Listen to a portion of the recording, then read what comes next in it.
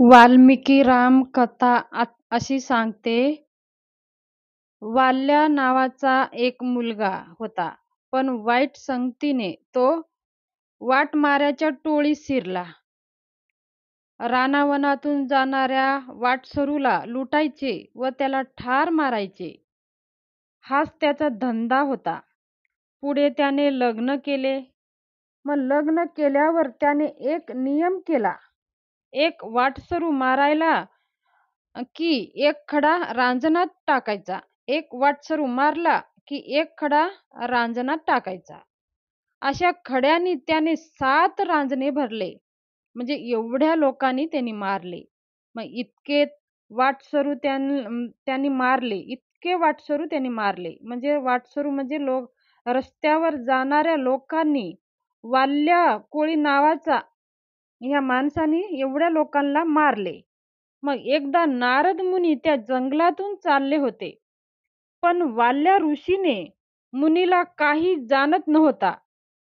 त्यांनी आपली कुऱ्हाड उचलली आणि तोच नारद मुनीला त्याने थांबविले आणि ते म्हणाले, थांब, हे काय करतोस?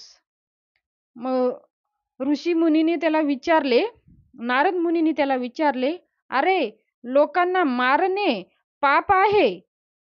आजपर्यंतच्या तुझ्या पापाचा वाटेकरी कोणी आहे का? असे नारद मुनीने वाल्या ऋषीला विचारले. वाल्या म्हणाला, अरे, हे तर माझी बायको मुले आहेत वाटेकरी.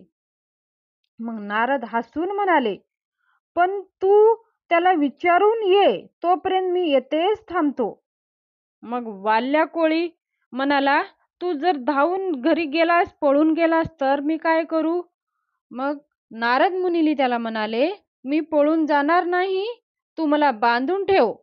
तू येईपर्यंत मी इथेच थांबतो. तू जा आणि तुझ्या बायकोला आणि मुलांना विचारून ये. मग त्या नारद मुनीला बांधून ठेवला आणि मग तो घरी गेला. वाल्या कोळी धावत धावत घरी गेला आणि आपल्या बायकोला व मुलाला विचारले. पण सारे म्हणाले, आम्हाला काय माहिती तुम्ही पैसे कसे मिळवता, कुठून मिळून आणता? मग आम्हाला काय तुमच्या पापामध्ये आम्ही कसं भागीदार होणार? मग मुलाला विचारलं.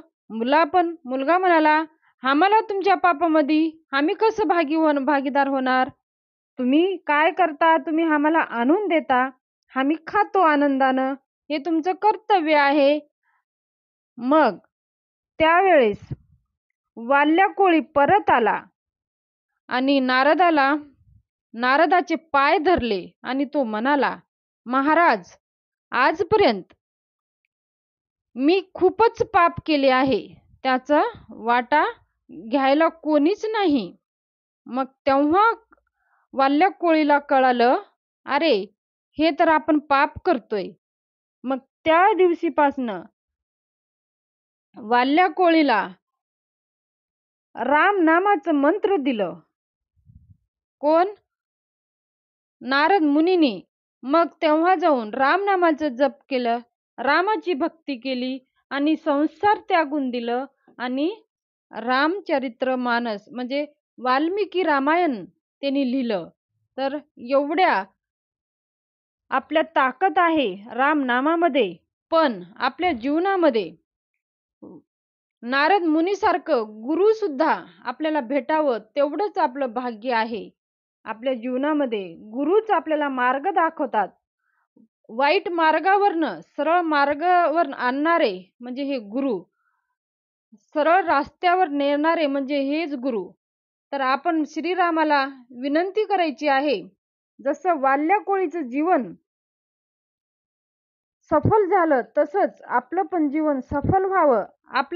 आपल्याला सुद्धा नारद मुनीसारखा आपल्या जीवनामध्ये गुरु प्राप्त व्हावं, हीच भगवान श्रीरामचरणी विनंती. धन्यवाद. शुभ दिवस जावो. माहिती आवडली असेल तर सबस्क्राईब जरूर करा.